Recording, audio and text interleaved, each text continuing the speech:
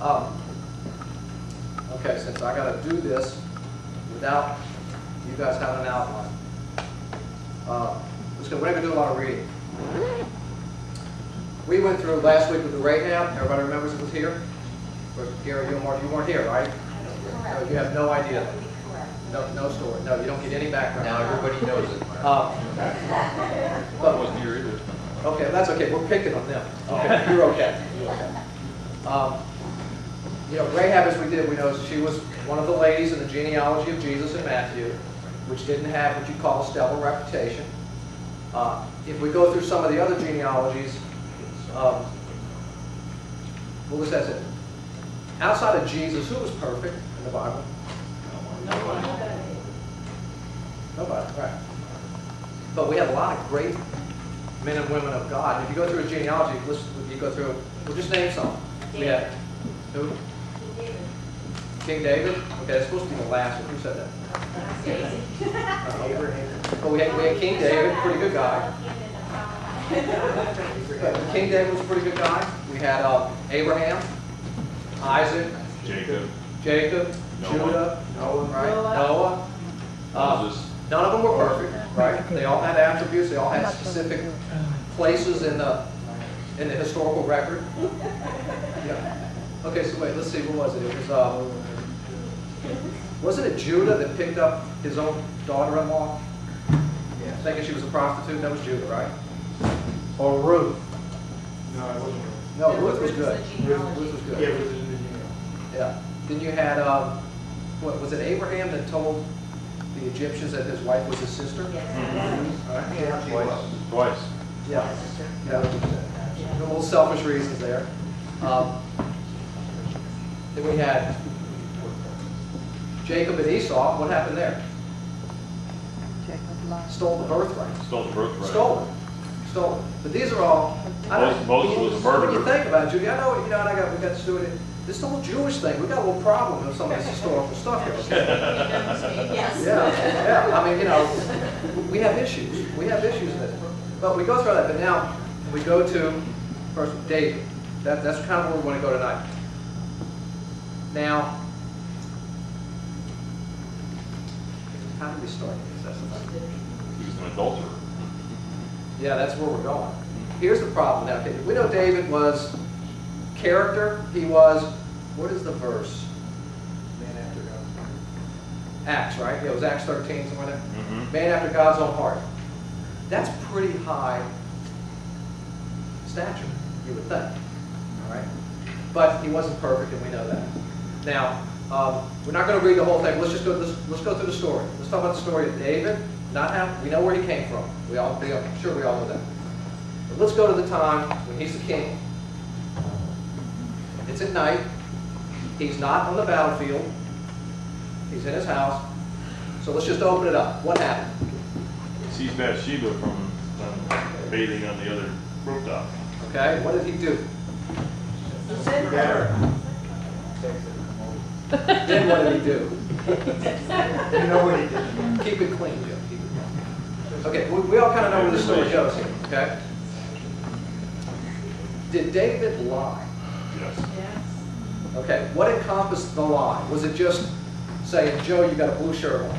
That's a lie. Because he got a black shirt on. That's black. Yeah. I mean, that's a lie. What did David do? We have a lot of problems here. And again, this is a guy after God's own heart, right? He sent Uriah out to battle. Yeah, we haven't got there yet. We haven't even got there yet. Let's see.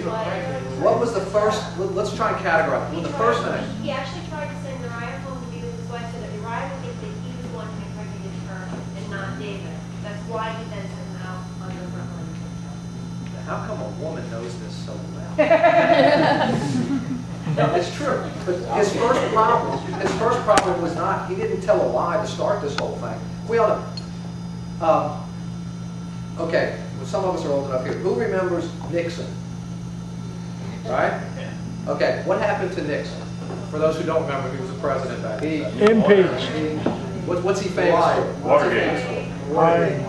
Watergate. Okay. Covered up the break-in. That's it. What was his biggest downfall? Was it what happened? Or the cover-up? The cover-up. Cover-up. Cover-up. So he admitted it was just, Yeah.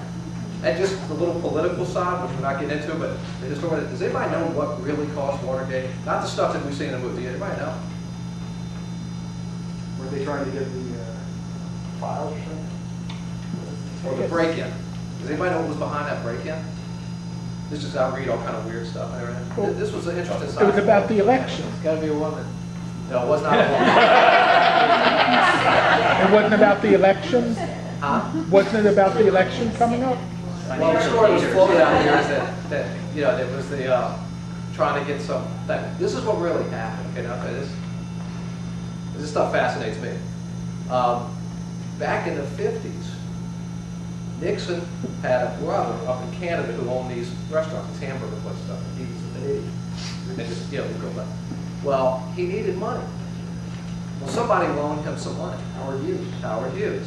Yes, you know this stuff. He loaned him money. Howard Hughes didn't do that because he liked the guy. Howard Hughes did that because he bought politicians like chess pieces. So, and he used this years later when Bobby Kennedy was shot.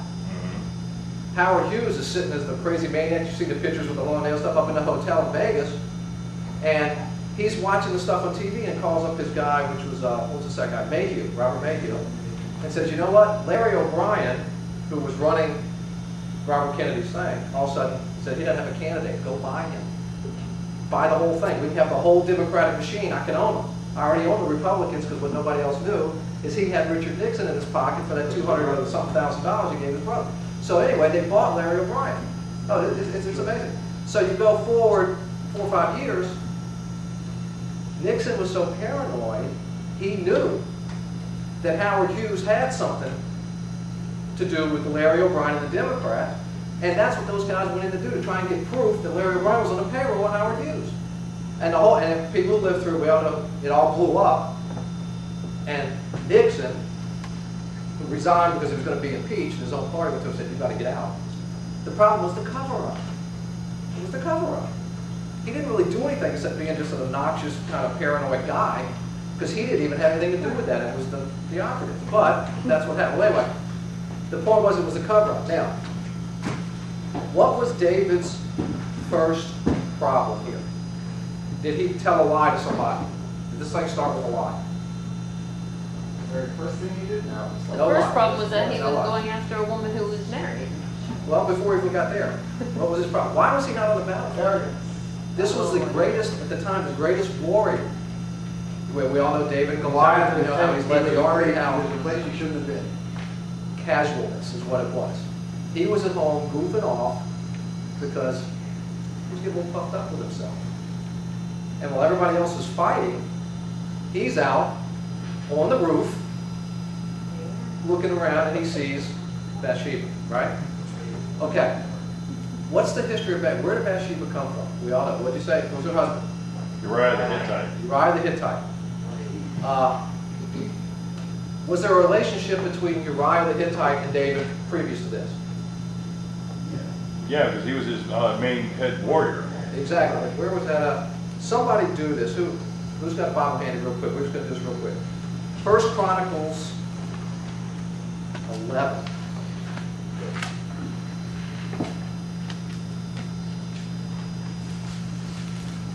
That's the verse. We got to find the exact verse.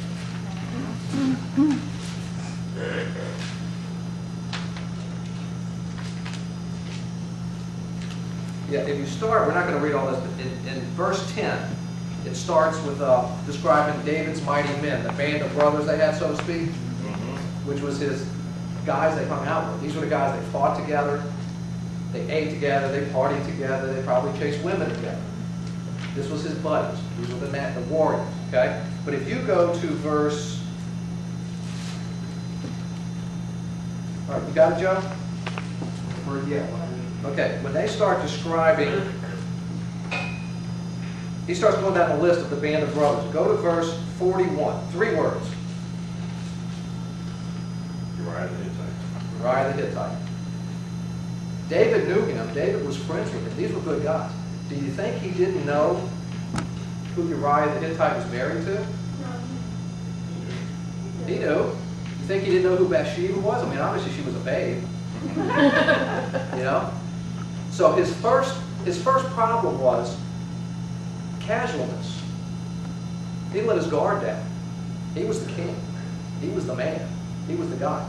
But he had a sin of casualness. Now this led to the other stuff. Then he had a sin of carelessness. Reason being, what did he do? He told his guy to go get her. He knew who she was. He knew she was married. He even knew her husband. He said, go get her. Pretty casual. Pretty careless. I'm Right. the king, I can do what I want. Yeah, I mean,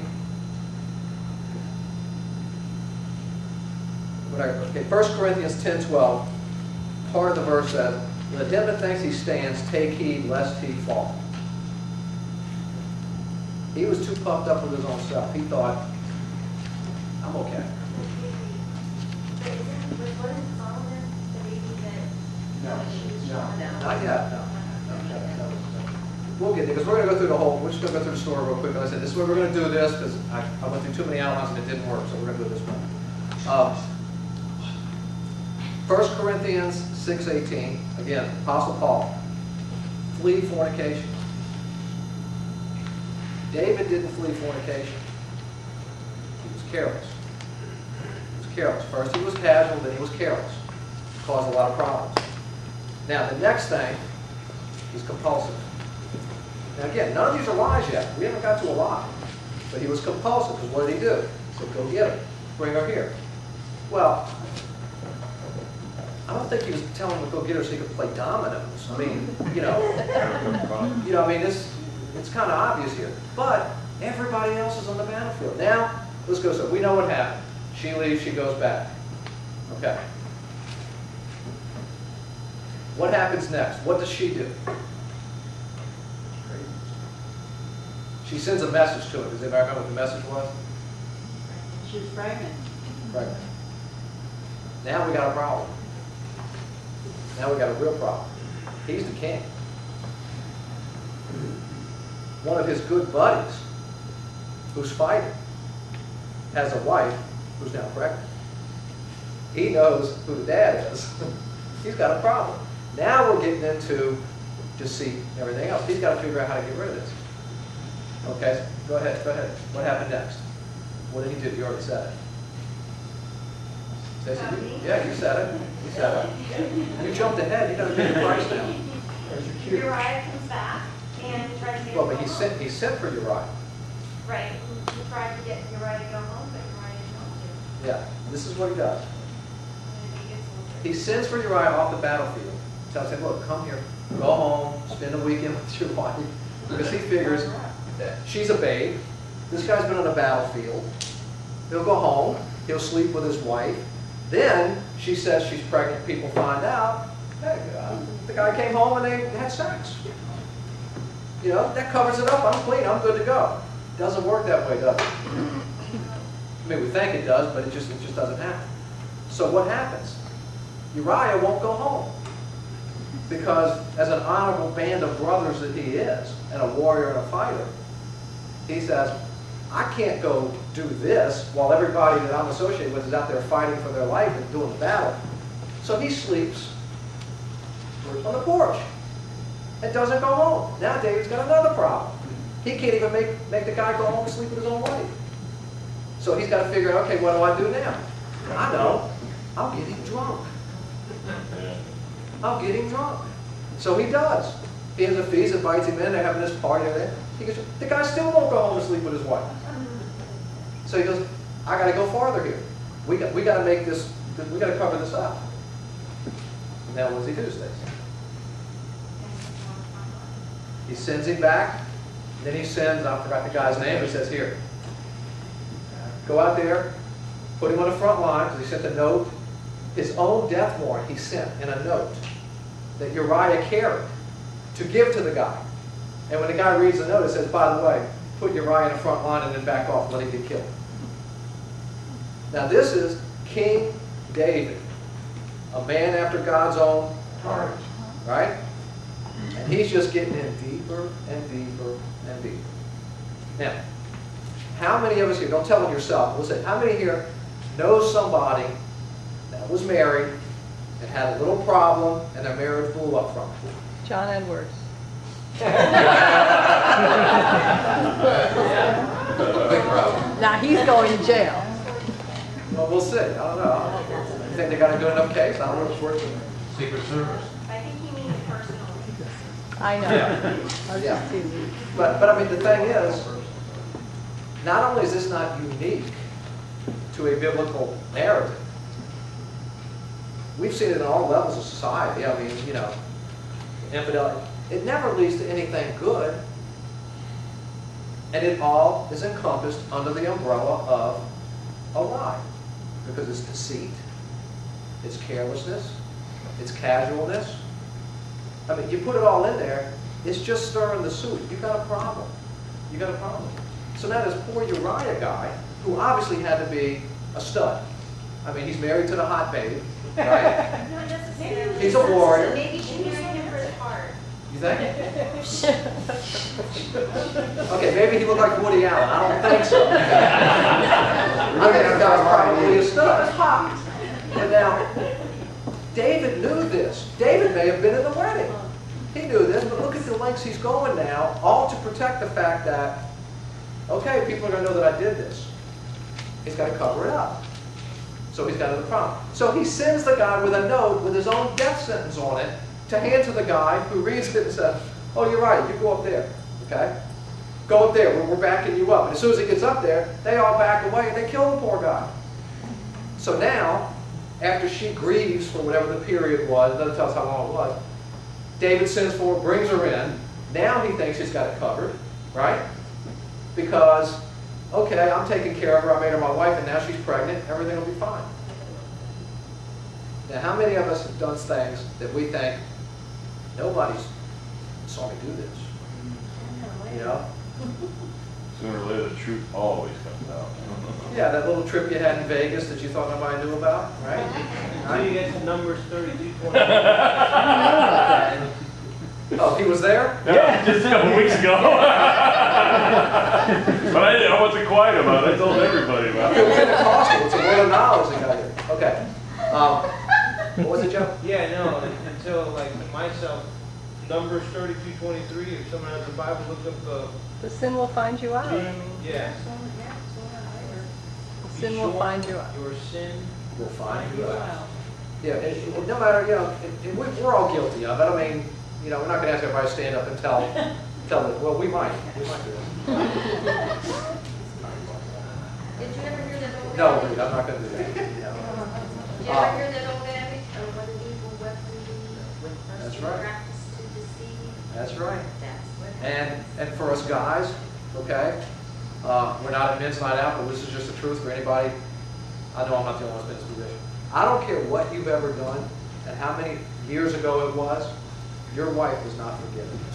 Every little thing she will bring up at the mention of any fight, she will bring up every detail of everything you've ever done wrong. And even throw a few in there that you don't remember. hence, don't get into a fight. Listen, Yeah, that was pretty good, yeah. Stay Yeah. out But, of the way, stay in the present. but I mean, it's just, That's it. Right. it's the nature of the, for lack of a better word, beast. You know? There's influences here that they're going to go for the weakness. You know? Now, David didn't have to get up on the roof and look down there. But he did. But then he didn't have to act upon it, but he did. Then he could have said, you know what? This is not good. Let me just get this out there and be done with it. I got to make amends for it. No, he didn't. He took it farther. Now, he's in deception, he's in lying, he's in murder. He has ordered the murder of one of his friends. This is a snowball. This is a problem. This is a real problem. I mean, Nixon had nothing on David at this point. Nothing. Not even Edwards. John Edwards. But what a scumbag that guy. That's a scumbag. But so, now he's got her in the house, right? He thinks he's covered it up. Uriah the Hittite is dead. He's got this another hot babe as one of his wives, and we don't know how many he had at that time. And everything's good. But God did see it. So then, what was it, Nathan that came to him? Yeah. Nathan, right? tells him the story. What was it? Wait, we need to read the story. Joe, find this for us. Is it 2 Samuel what? 12 or 11? 11 or 12? I thought I made a note somewhere. I'm pretty sure it's 12. 11's where he has the Bathsheba thing, right? It's got to be 12. It is. Let's see how far we have to go here. It's terrible. Because Joe, you're loud enough. You can do this quick, right? I'm there, it's going to be the Yeah, just Right, go go down. on, right? Yeah, start at 1 and go to, I could see this. It's about, I know what it is. Then the Lord sent Nathan to David, and he came to him and said to him, there were 2 men in one city, one rich and the other poor. The rich man had exceedingly many flocks and herds, but the poor man had nothing except one little ewe lamb, which he had bought and nourished, and it grew up together with him and with his children. It ate of his own food and drank from his own cup and lay in his bosom. And it was like a daughter to him. And a traveler came to the rich man who refused to take from his own flock and from his own herd to prepare one for the wayfaring man who had come to him. But he took the poor man's lamb and prepared it for the man who had come to him. So David's anger was greatly aroused against the man, and he said to Nathan, as the Lord lives, the man has done this, shall surely die, and he shall restore fourfold for the land, because he did this thing and because he had no pity. Then Nathan said to David, you are the man. Now, jump up to, let's see if I can see what it is. I think it's 13. Read 13 to 14. So David said to Nathan, I have sinned against the Lord. And Nathan said to David, the Lord also has put away your sin. You shall not die. However, because by this deed you have given great occasion to the enemies of the Lord to blaspheme, the child also who is born to you shall surely die. Then Nathan departed to his house. Okay, now, That's the consequence. that's the consequence. Now, this is just part of the consequence. We all know we have to suffer consequences. What you need, Terry? Go ahead. Sorry, give it back, you woke up.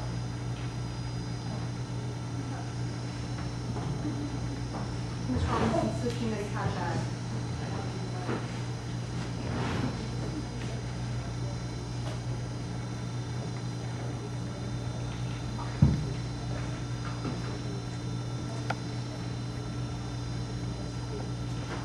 Sorry, thank you. That's Terry, for everybody who doesn't know, she's a problem. Okay, now we have some consequences here, but let's take it a little farther.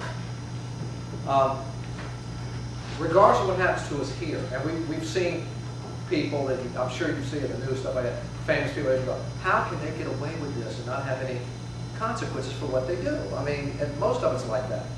And whether it's the politicians, whether it's John Edwards, I mean, a few years ago, everybody said, can you believe how scummy this guy is and he's going to get away with this? You know, what he was doing while his wife was dying with cancer. I mean, it's terrible. But regardless of what happens down here, we're all going to face the judgment seat of Christ one day. We're going to answer for what we did. And we have the ability of redemption. If we're saved, we can ask for forgiveness and it's washed away. Then, consequences have to be paid. I mean, if we do, like we did a while back, we talked about foods that were bad for us and bad habits, stuff like that. Well, you know, it's like I remember when I was a kid, the guy, the pastor I grew up with always said, you know, God will forgive you if you ask for forgiveness. Mother Nature might not. You know, and you're going to pay for some things. I mean, you know, if you're going to drink like a fish and your liver gives out, you know, it's a consequence. Right. You know, and people will weigh. Because I say, well, I like to drink, you know, so okay, I can deal with that consequence. Or for those of us who do or have smoked, it's a consequence. You know, some people are willing to say, I'll take the chance here. You know, or someone who's married and is on the trip to Vegas, and I say, I'm you not know. married, so. Some of us who are But I went with my daughter, so. Okay, let's rephrase it. Some of us who are single and know better, right? But you know, you're on the trip. Well, nobody sees me. I'll dilly down a little bit. Well, yeah, and maybe so. Maybe you get away with it in this lifetime. Maybe. Yeah. Well, I think like, okay, if you're a believer, you're going to go to heaven, you know, Yeah. but you're going to face either the consequences on earth while you're living your life, or before you're let in, obviously you're gonna have a And the biggest harsher thing is, and judgment. that's actually right, the biggest important point of the whole thing is that we are to lay up for ourselves treasures in heaven. If we don't pay the consequence down here to a degree that some people think we should, you're going to lose something. You're going to pay the consequence. You're going to pay the consequence. And we all know the consequence of not accepting Christ, right? Or, Right? I was just gonna say, or your family that's on earth is gonna have troubles and have consequences for your Yeah.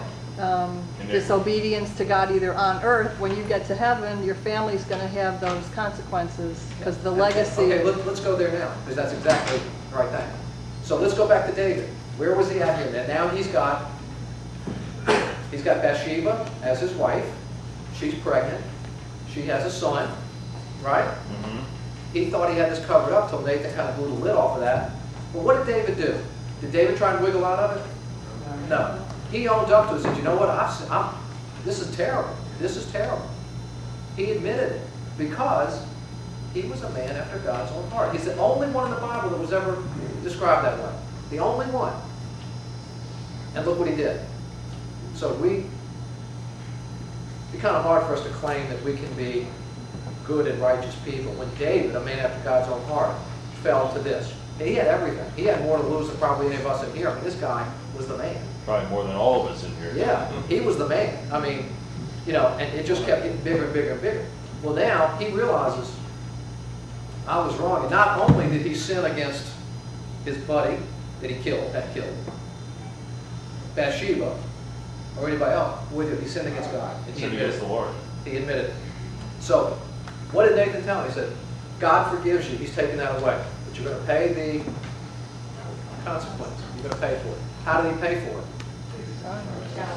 Child died. Child died. That's a pretty stiff one. That's a pretty stiff one. Now, That was only the beginning. Yeah. yeah. But let's go farther back to where Karen is now. Okay. So, we know what he went through with the grieving and all of this, but the child died. He got up and he cleaned up and he went about his business because they were scared to tell him the baby was dead because they didn't know what he would do. But what did he do? He said, no, he said, I had a shot. As long as he was alive, but maybe God would let him live. But once he took him, he knew that was it. Now, they had another son. Solomon. Solomon. That's the one I was talking about. Yeah. He's the second one. Because a lot of people think that Solomon was the one that he had with Bathsheba out of wedlock, and it wasn't. So now he's got Solomon. Now, what is the term that is generally considered the description of Solomon in the Bible? He was the what? Wisest man. Who came out of basically an adulterous relationship. Mm-hmm. Wisest man that ever lived. And we all know the story about, the baby won't cut him in half. Oh, okay.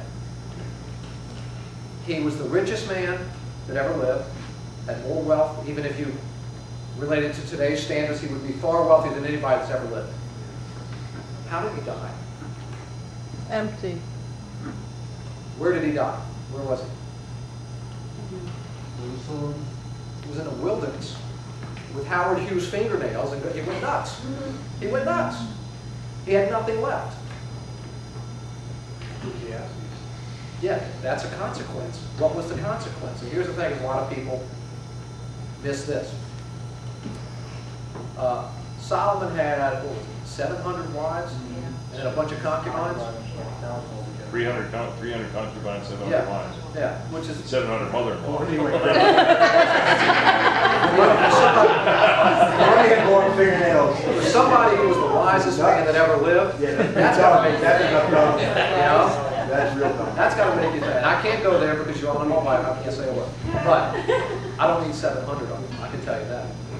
But the thing is, that was never ordained by God. A lot of people think, oh, it was biblical back then. You could have all these. No, it wasn't. Look in Genesis. There's a formula. One man and one woman, you become one. He never okayed any of this stuff, but they did it. Now, I'm just thinking, is that the consequence Solomon paid? Yes, because of Did his he lose father's, everything and die a crazy because man of because his he had all those father's wives? disobedience. It came through him. Disobedience. The just generation. God never ordained it and said, yes, you can do this. It was a cultural practice, but that didn't mean God wanted it that way. And it So wasn't. that's just stating the facts.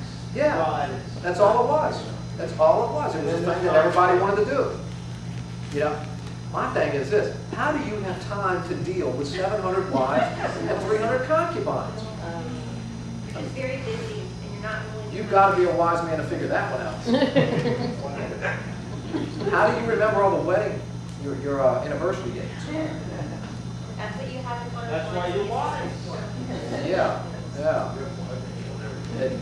But I mean, the whole thing is, we know the story. The consequences are usually far harsher than whatever the little action we think we can do. And it's not going to hurt anybody else, it's just me. You know, nobody saw me on this trip do this. You know, my wife wasn't with me, it's okay if I did this. Really? You know, do we want to play games? You know, do we want to find religion that fits our tastes? You know, do we just want to take out parts of the scriptures that we don't want to live by? We can do that, but there's consequences, and you got to make a decision. And as we all know, for every action we do, there is a consequence. So you have to weigh the consequences, even on little stuff, because little stuff turns into big stuff. Remember, the sin of casualness and carelessness got David into a whole lot of trouble that ended up costing him a lot, including a son. Yeah. I mean, it snowballed all the way through. All the way through. And you go right down the line. And even the great characters we have in the Bible narratives, they all had flaws. We all have flaws. None of them are perfect. And they all paid the price in some way or another. And like Karen was saying, how many of them that their children's children paid for the sins of the father? You know, I don't want that on my head. You know, for those of us who have kids, of everything else, you want the best for your kids. Do you want to saddle with something, oh, because I screwed up somewhere and my kids got to pay for that? I mean, kids don't get to pick their parents. Yeah, you know, you're stuck with it. You're just stuck with it.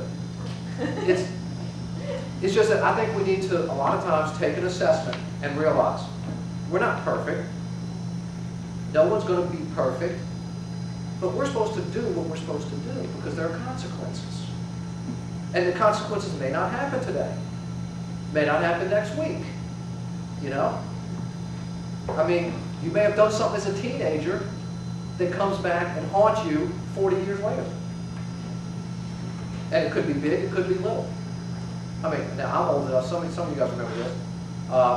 When I was a kid, we didn't have sunscreen. It didn't exist. But Marcia, I know.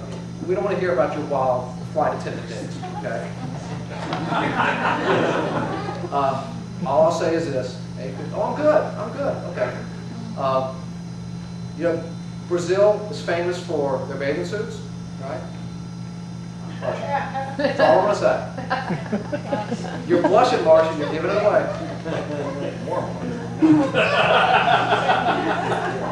But we want to get suntan, we put baby oil on and sit out and burn up. Well, chances are I'm going to have skin cancer from doing that. But it's not really a sinful thing. No, but it's just a consequence. Because Mother Nature doesn't forgive you. Yeah. Well, on a personal note, my kids are living out a consequence because my ex, he heard the gospel, he turned away from it. He married a few times, had kids on the third round. The wife went to Israel. She's living there with the kids. My kids have half siblings that live 6,000 miles away. Their dad went to go move there so he could help raise the kids and want to be with them. So now my kids are here. He's there with those two kids. So they're That's living a huge out. consequence. I mean, I forgive him. I have to work on that daily. I'm just saying, but they're living out the consequence of his decisions. And it was not their doing. It was not their So now doing. my kids are going to be growing up with this kind of situation. I know. I said for those of us, and this is me because yeah. Isn't it different if you fix on the wrong before you go Christian? And after you become a Christian, Oh, no, absolutely, because we can ask forgiveness and everything is forgiven. But that's forgiven by God. It's forgiven, but Forgiven by God. But if you did things and it hurt other people, that didn't go away. They're still hurt. and I think Even when you're not a believer, there's still consequences on other people. Yeah, the There's moral consequences. consequences, whether you're not a believer or you are. Not being faithful, or, being married, or, stuff like that, or. Okay, well, let's use that as an example. Let's say there was infidelity and unfaithfulness in a relationship. Okay, and I'm sure we all have been somewhere touched by that, involved, or knew people, or family, whatever. Let's say there's a child that was not in the regular, normal sense that we know it's supposed to be, but this child's there. You become saved. You're forgiven. It's washed away. The child doesn't disappear. Right. The child's still there. I can verify that because at I didn't meet my father until I was 27 years old. Really? Yeah. Yeah, you see, you didn't disappear no matter what happened. You're still there. You're still there. If you got caught in some situation where you had a physical ailment because of something you did, maybe you got in a fight in a bar or something like that, and you lost an arm. You become saved. You ask forgiveness. But your arm doesn't grow back. Arm's not growing back. Mother Nature doesn't have to forgive us. God says, I'll forgive you. You got to remember this. Biggest consequence, and we're early, right, Gary? What am I, 8:20 or so? Okay. Biggest consequence. The wages of sin is, that's the consequence. The only way out of that consequence is to accept Christ as your Savior. That's it. Yeah. But I think new believers have to understand that their sins are forgiven, but their salvation doesn't give them license to sin. Oh, absolutely not. And again, they say, there's verses that reference, I think it's in Timothy or James, that you will sin no more. That doesn't mean you're never going to commit another sin. It means you're not going to be in the habit of sinning. Because to him that knows to do right and doesn't do it, to him it's sin. And that's what that's talking about. It's talking about you're habitual. You're going to lose that habitual desire. Yes, you're going to lose the desire. I mean, we still wake up and go to bed, but how many wake up, we woke up and went to bed, we're still sitting somewhere in that. We live in a fallen world, like we talked about last week. It's a fallen world. That's why we must ask for forgiveness every day. And that's why, like Joe and I were talking before tonight. What do we say, Joe? What is this? It's the breastplate of righteousness. This is our protection. This is our protection. We're not going to be perfect. I guarantee you, I know me, because, what am I? I'm 52. And at this point, I'm kind of coming to grips with my faults, which are many, and things that I find with, and we all have different levels of what may be a problem for Reed may not be an issue for me. What may be an issue for me may not be an issue for Joe, or Joe. And Paul even talks about it. Yeah, it's a thing. The thing is, we're going to be attacked where our weakness is. Where was David's weakness? Hot babes. Hot babes. I get it. I understand it. I mean, but that was his weakness, and that's where he was attacked. That's why we have to keep in the Word, because that's our breastplate of righteousness that protects us against the slings and arrows of Satan. Because guess who runs this world? This thing, we're not, the dominion is given over for a time here by Satan. That's the influence. And he's looking for the weakness. He's looking for that little bitty hole in the roof during the hurricane where the water can come in. It's going to find the opening and it's going to leak. And the more you let in, the bigger it's going to get. And the only way to protect it is to put a protective coating on the roof. Fix the roof. Don't allow leaks to come in. What happens when it leaks? You get mold, you get mildew, your sealant's got spots on it, and it just gets worse and worse. You have to protect it. This is our protection. We need our protection. This is our seal coat. It's our breastplate of righteousness so you don't get hit with the arrow. But it's a daily fight. Because if David could get in this much trouble, a man after God's own heart, we think we're any match? I mean, my goodness. You really got a high opinion of yourself if you think you can beat this. And even the little things, because this started with a little thing. So the very little thing. He was careless. He was casual. And then it mushroomed. Actually, it started with just a look. It started before that. Why wasn't he on the battlefield? Right. Yeah. Why wasn't he on the battlefield? Because do what you're supposed to do. Get up and do what you're supposed to do. Right. You get lazy, you get casual. What's idleness is a devil's So we gotta do what we gotta do. We're all guilty of it. I mean, this is not, point thing. We're all, I'm worse than anybody. I fight every day because I got kids, I got a wife, I got cats that I don't want. But, I walk in, I look at my house, I'm obsessive compulsive, this stuff drives me nuts. And I know I drive everybody nuts, but I get it. But the thing is, at 6:15 every morning, I'm already committed so many sins because I'm mad, I'm throwing fits, because it drives me. Well, you know what? We have to deal with it. We have to realize that. We got to try and get past and get better. Because if we let the cracks in, that's where we're going to get attacked. And I know one of my big cracks is my temper and my lack of patience. Because I have none. None. How's it working out for you? It's not. It's not. I'm a miserable failure. I'm better than I was. But because you got to take a deep breath, and again, you got to put your best foot of righteousness on, and figure out where the arrow's coming from and avoid it. If David had been in battle, which was his job because he was the leader, he wouldn't have been at home with the opportunity to go up on the roof. If he hadn't gone up on the roof, he would have never saw something he shouldn't have seen. I mean, that was the weakness, and he let it in. So we have to avoid the weaknesses. We have to avoid the weaknesses. I think Marty, I don't know, are we finished with the lion stuff? Is Larry going to something different after this? I believe so. Okay, so we're done with this. I hope we got something out of it. And again, sorry I didn't have anything written. I know some of you like to do that, but I couldn't put this together because one of my weaknesses is I'm not smart enough to do this stuff and make it work right. So, two things I just want to ask everybody. Take a deep breath before you go to bed. And just ask for help for the areas that you're weak in. That's all. We're not going to be perfect, but we can try. And read one verse. Doesn't matter what it is. God will lead you to whatever He needs to speak to you about. Read one verse, and the other thing is, please say a prayer for that guy Steve on that tonight. Because that is really, that's just tough. Can you imagine having your kid taken away from you? I mean, it's horrible. Yeah, it's, I wish I had more details. I feel bad. I just pray that maybe he comes to the church.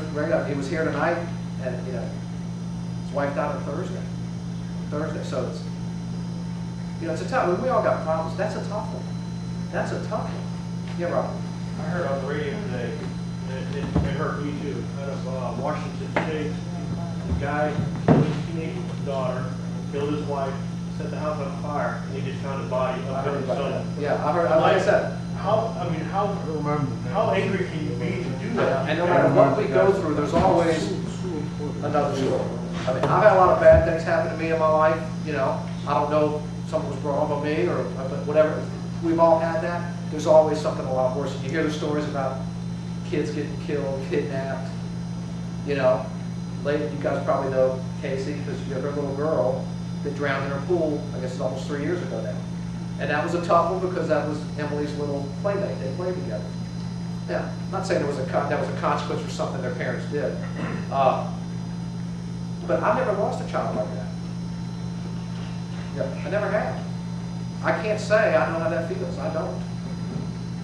Now we did lose one before Emily was born at 7 months, and that was tough. But I never got to hold that little baby. It would have been a lot tougher if I got to hold it first. Yeah. This girl I work with a couple weeks ago, her son's 41, he committed suicide. Just out of the blue. Don't know. Who knows? That's what I mean. There's always something. We need to be thankful because there's always something worse than what we're going through. And just on a daily basis, stuff we have to go through. We all have different problems we have to deal with, different issues, whether it's family, financial, whatever. I mean, does anybody here don't have financial problems? If so, please give me some money. All right, read, checkbook. Oh, Don's got a checkbook. That's right. She told me you don't know where the money is anyway. But I mean, it's, and look, there are times where somebody's weakness could be the financial side. Maybe that's where the crack is. Because the financial is more important than something else. And that's where the crack is. That's where the leak in the roof is. Get to the finances. And again, you can do like David, where you just one little thing leads to something else, to something else. The next thing you know, you're trying to cover up a big mess. That's why when you tell a lie, you got to tell a lie to cover the lie, and tell a lie to cover the lie. Does anybody remember Bill Clinton? What did he get in trouble for? What, Greg, you do real quick? Run out of time? Will you give me the time, Greg? Okay, let's go, let's pray. Dear Lord, we do thank you that we have this opportunity to come together and just get to talk about things, Lord, and put our breastplate of righteousness on and recharge our batteries. Just ask you to keep us all safe, help us take something out of the lesson. Lord, we ask you to touch this guy Steve's heart. In Jesus' name, amen.